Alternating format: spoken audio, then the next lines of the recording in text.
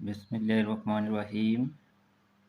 প্রিয় শিক্ষার্থী বন্ধুরা, তোমরা যারা 2021 সালের এসএসসি পরীক্ষার্থী, ইতিমধ্যে তোমাদের ষষ্ঠ সপ্তাহের অ্যাসাইনমেন্ট বের হয়েছে।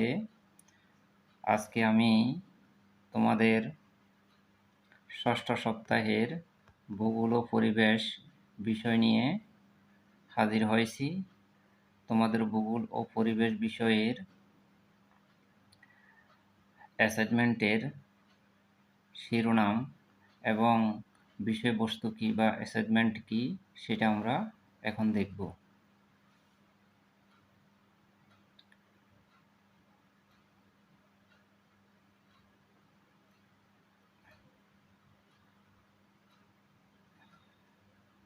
তোমরা দেখতে পাচ্ছ এইখানে তোমাদের যে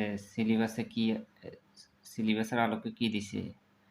অ্যাসাইনমেন্টে ভূগোল ও পরিবেশ, অ্যাসাইনমেন্টের নম্বর ও অধ্যায়ের শিরোনাম। অ্যাসাইনমেন্টের নম্বর হলো 4, ষষ্ঠ অধ্যায় বায়ুমণ্ডল। অ্যাসাইনমেন্টের শিরোনাম হবে বায়ুমণ্ডলের ধারণা সহ সমুদ্র তলদেশের ভূমিরূপ সম্পদ সম্পর্কে প্রতিবেদন। তো এখানে বিষয়বস্তুতে আছে বায়ুমণ্ডলের ধারণা ব্যাখ্যা করতে পারবে, মহাসাগর ও সাগর উপসাগর বর্ণনা করতে পারবে, সমুদ্র তলদেশের ভূমির উপর সামুদ্রিক সম্পদ বর্ণনা করতে পারবে। তো এখানে নির্দেশনা যেটা আছে, বায়ুমণ্ডল, মহাসাগর, সাগর ও উপসাগরের বর্ণনা। এটা কর প্রশ্ন। খর প্রশ্ন, সমুদ্রের তলদেশের ভূমিরূপ চিহ্নিতকরণ ও এদের বর্ণনা। ঘর প্রশ্ন, বঙ্গোপসাগরের সামুদ্রিক সম্পদের বর্ণনা। তো এইখানে নির্দেশনায় বলা আছে বায়ুমণ্ডল, মহাসাগর, সাগর ও উপসাগরের বর্ণনা। খতে আছে সমুদ্র তলদেশের ভূমিরূপ চিহ্নিতকরণ ও এদের বর্ণনা। গতে আসে সামুদ্রিক সম্পদের বিবরণ সহ বঙ্গোপসাগরের সামুদ্রিক সম্পদের বর্ণনা। এরপরে মানচিত্র ও সারণী সহ বায়ুমণ্ডল, মহাসাগর, সাগর, উপসাগরের বর্ণনা যথাযথভাবে লিখলে, অর্থাৎ এটা মূল্যায়নের ক্ষেত্রে বলা হয়েছে। তো আমি তোমাদের সামনে এখন ভূগোল ও পরিবেশের ষষ্ঠ সপ্তাহের একটি নমুনা উত্তরপত্র নিয়ে হাজির হয়েছি। উত্তরপত্রটা তোমরা দেখো। যেহেতু আমাদেরকে প্রশ্নে বা অ্যাসাইনমেন্টে বলা হয়েছে প্রতিবেদন তৈরি করার জন্য, তো আমি একটা প্রতিবেদন তৈরি করেছি। এখানে একটা তারিখ দিবে, বরাবর প্রধান শিক্ষক, উচ্চ বিদ্যালয় ফেনী। তুমি যেখানে বা যে প্রতিষ্ঠানে পড়ো ওই প্রতিষ্ঠানের নাম লিখবে, এখানে জেলার নাম লিখবে। বিষয় বায়ুমণ্ডলের ধারণা সহ সমুদ্র তলদেশের ভূমির উপর সম্পদ সম্পর্কে প্রতিবেদন। জনাব বিনীত নিবেদন এই যে আপনার গত 21/8/2021 তারিখের আদেশ নন, তোমার স্কুলের সংক্ষিপ্ত নাম হবে আদেশ নন। এখানে একটা নাম্বার দিবে, আমি 13/21 দিয়েছি। স্মারক নন 00.30.21 মোতাবেক আমার গৃহীত প্রতিবেদন। এখানে তুমি তোমার মতন করে একটা নাম্বার দিবে। বায়ুমণ্ডলের ধারণা সহ সমুদ্র তলদেশের ভূমির উপর সম্পদ সম্পর্কে প্রতিবেদন। কনন প্রশ্নের উত্তর।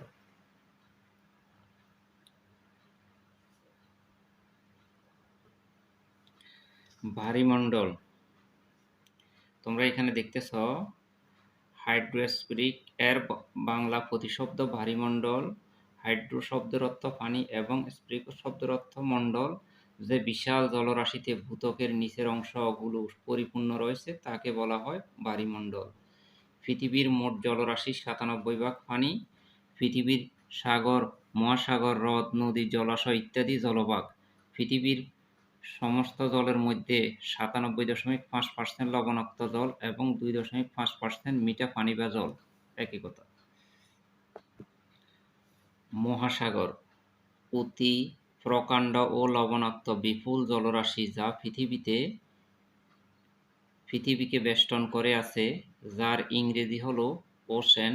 এই মহাসাগর পৃথিবীর পৃষ্ঠের প্রায় 71 ভাগ। পৃথিবীতে মোট মহাসাগর 5টি। 1. প্রশান্ত মহাসাগর, এর গড় গভীরতা 3970 মিটার। 2. আটলান্টিক মহাসাগর, এর গড় গভীরতা 3646 মিটার। 3. ভারত মহাসাগর, এর গড় গভীরতা 3741 মিটার।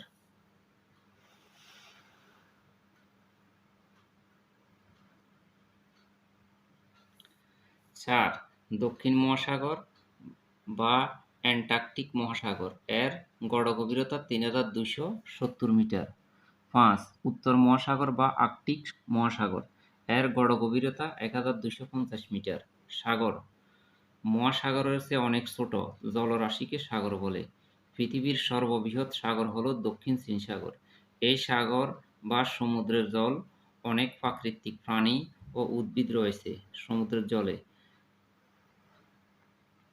সমুদ্রের জলে সর্বাধিক পরিমাণ যে ঘনবস্তু দ্রবীভূত অবস্থায় রয়েছে তা হল HCl, Mg, Cl, K লবণ, অর্থাৎ হাইড্রোক্লোরিক হাইড্রোক্লোরিক লবণ, ম্যাগনেসিয়াম, ক্লোরিন এবং পটাশিয়াম লবণ। সমুদ্রের লবণাক্ততা সর্বত্র সমান নয়।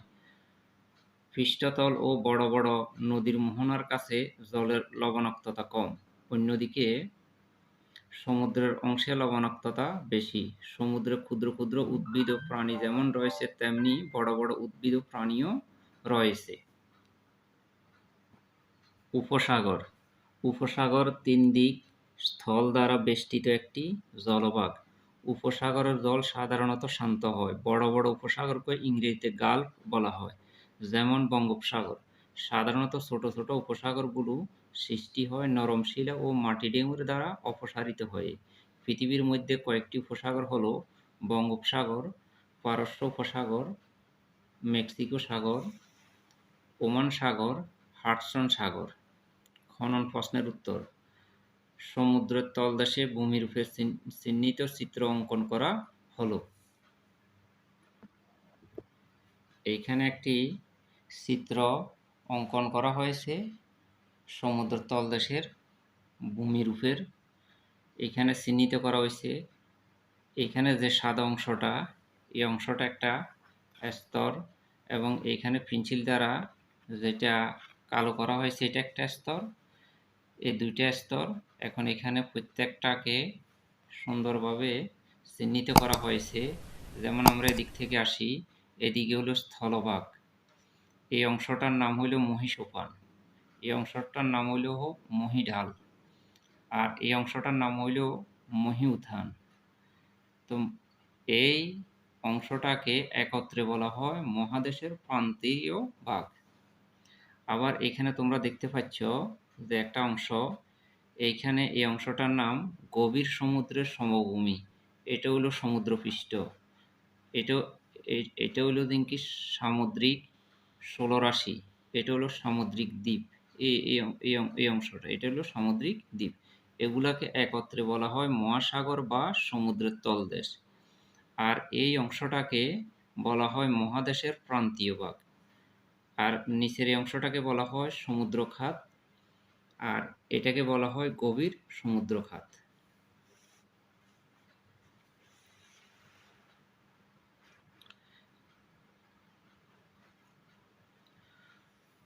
সমুদ্রের তলদেশের ভূপ্রকৃতির শ্রেণীবিভাগ। সাগর ও মহাসাগর মহাদেশগুলোকে এমনভাবে ঘিরে রয়েছে, মহাদেশগুলো যেন একটি দ্বীপ। আবার এইসব সাগর ও মহাসাগরের তলদেশের ভূমিরূপ অধিক বৈচিত্র্যময়। সমুদ্রের তলদেশের ভূপ্রকৃতিকে 4 ভাগে ভাগ করা যায়। এটা প্রধানত মহীসোপান, মহীঢাল, গভীর সমুদ্রের সমভূমি, গভীর সমুদ্রখাত। এগুলো ছাড়াও আরও কয়েক শ্রেণীতে বিজ্ঞানীরা ভাগ করেছেন। 1. তটদেশীয় মণ্ডল, 2. ঝিনুক মণ্ডল, 3. মহীসোপান, 4. মহীঢাল, 5. মহীউত্থান, 6. গভীর সমুদ্রের সমভূমি, 7. গভীর সমুদ্রখাত, 8. সামুদ্রিক স্থলশিরা, 9. সামুদ্রিক দ্বীপ। এগুলোর বর্ণনা দিলে অনেক বর্ণনা দেওয়া যায়, আমি এগুলোর সংক্ষিপ্ত বর্ণনা তোমাদের সামনে উপস্থাপন করেছি। 1. তটদেশীয় মণ্ডল। জোয়ারের সময় সমুদ্রের তীরবর্তী পানি উপরে উঠে আসে, আবার ভাটার সময় সে পানি নিচে নেমে যায়। পানির উপরে উঠা ও নিচে নামাকে তটদেশীয় মণ্ডল বলে। এটি মূলত মহীসোপানের উপকূলীয় ঢালের উপরের অংশ। 2.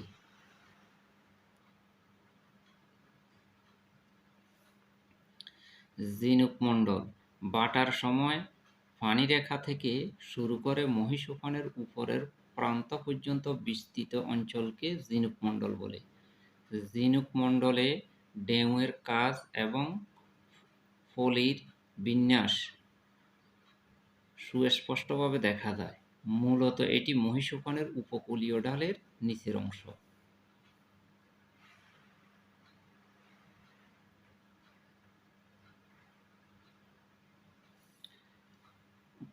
3. মহীসোপান মহাদেশগুলোর বাহিরের দিকের সমুদ্রের নিম্নাঞ্চল ও অগভীর নিমজ্জিত অঞ্চলকে মহীসোপান বলে।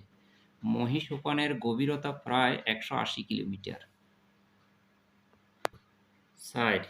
মহীঢাল মহীসোপানের শেষ প্রান্তসীমা থেকে খাড়াভাবে যে ঢাল গভীর সমুদ্রে নেমে আসে তাকে মহীঢাল বলে। মহীঢাল কৌণিকভাবে 2 ডিগ্রি থেকে 5 ডিগ্রি পর্যন্ত হয়। মহীঢালের গভীরতা 180 মিটার। মহীঢাল জলজ উদ্ভিদ ও প্রাণীর দেহাবশেষ থেকে গঠিত হয়ে থাকে। 5. মহীউত্থান মহীউত্থান মহীঢালের শেষ প্রান্তসীমা থেকে শুরু হয়। মহীউত্থান 0.5 ডিগ্রি হতে 1 ডিগ্রির মধ্যে হয়। মহীউত্থানের গভীরতা ক্রমশ বৃদ্ধি পায় এবং শেষ পর্যন্ত গভীর সমুদ্রের সমভূমির সাথে মিলিত হয়। 6. গভীর সমুদ্রের সমভূমি মহীউত্থানের শেষ প্রান্তসীমা থেকে সমুদ্রের তলদেশে যে বিস্তৃত অঞ্চল সমতল ভূমি অবস্থিত তাকে গভীর সমুদ্রের সমভূমি বলে। এর গভীরতা 3 থেকে 5 কিলোমিটার হয়। গভীর সমুদ্রের সমভূমির উপরে জলমগ্ন অনেক মালভূমি, পাহাড় ও পর্বত অবস্থান করে। 7.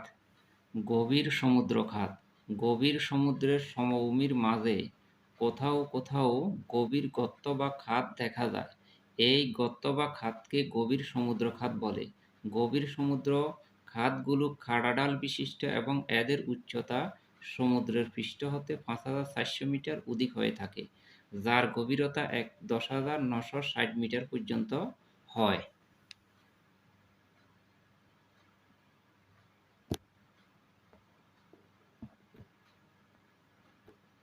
8.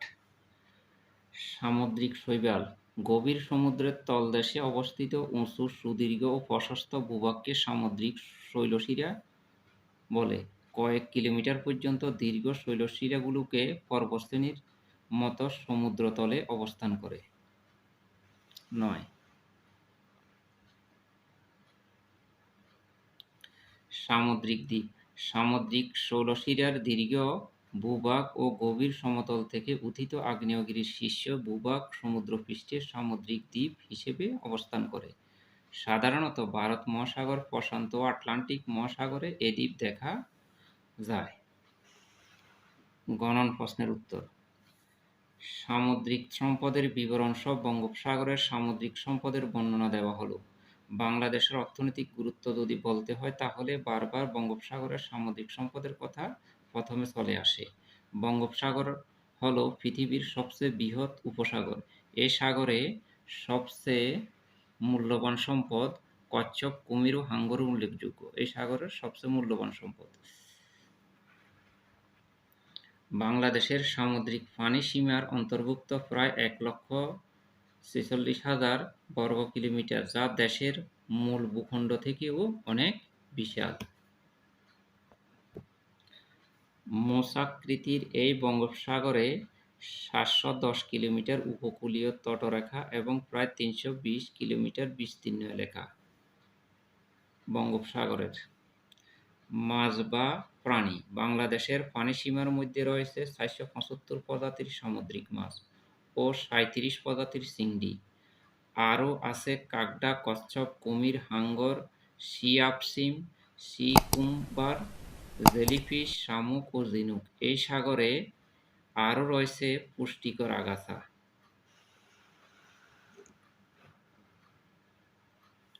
খনিজ সম্পদ। বঙ্গোপসাগরের তলদেশে বিশাল খনিজ সম্পদ রয়েছে, যা পৃথিবীর মোট সাগর, মহাসাগর কিংবা উপসাগরে নেই। মণি, মুক্তা, স্বর্ণ, লোহা, তামা, রূপা ও প্রবালসহ আরও অনেক মূল্যবান সম্পদ। অথচ ভারতবর্ষের পুরাণিকে বঙ্গোপসাগরকে বলা হয়েছে রত্নাগার।